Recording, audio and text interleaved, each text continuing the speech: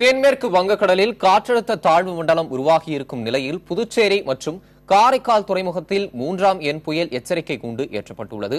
இதுகுறித்த கூடுதல் தகவல்களை பதிவு செய்கிறார் நமது செய்தியாளர் ரகுமான். கடந்த 4 தினங்களுக்கு முன்பு வங்கக்கடல் நிலை கொண்டிருந்த குறைந்த காற்றழுத்த தாழ்வு நிலை காற்றழுத்த தாழ்வு மண்டலமாக மாறியிருக்கின்றது. இதனைத் தொடர்ந்து புதுச்சேரியில் கடந்த 3 தினங்களாக கனமழையானது பெய்து கொண்டிருந்தது. புதுச்சேரி மற்றும் காரைக்காலில் தேர்தல் வாக்குப்பதிவுக்கு முதல் நாள் இரவு முதல் இந்த கனமழையானது பெய்ய தொடங்கியிருக்கின்றது. இந்த மழையானது இன்று காலை சற்று படிப்படியாக குறைந்தது. தொடர் கனமழை காரணமாக புதுச்சேரி மற்றும் காரைக்கால் பகுதிகளிலே தாழ்வான பகுதியிலே தண்ணீரானது தேங்க தொடங்கியது. இன்று காலை இந்த மழையானது சற்று குறைந்தது காரணமாக அந்த தண்ணீர் வடிய தொடங்கியிருக்கின்றது. இருப்பினும் இந்த கனமழை காரணமாக ஏற்படக்கூடிய பாதிப்புகள் மற்றும் இது புயலாக மாறி காற்று வீச தொடங்கினால் ஏற்படக்கூடிய பாதிப்புகள் குறித்து முன்னெச்சரிக்கை நடவடிக்கைகளை மாவட்ட நிர்வாகமானது எடுத்து வருகின்றது.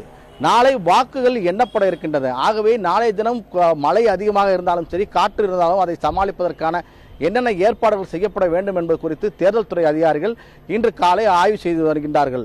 மேலும் நாளை வாக்கு எண்ணக்கூடிய புதுச்சேரியில் இருக்கக்கூடிய அனைத்து மையங்களிலும் தேவையான பாதுகாப்பு ஏற்பாடுகள் மற்றும் இந்த மழை காற்று ஆகியவை சமாளிப்பதற்கான ஏற்பாடுகளையும் தேர்தல் துறையானது செய்து வருகின்றது.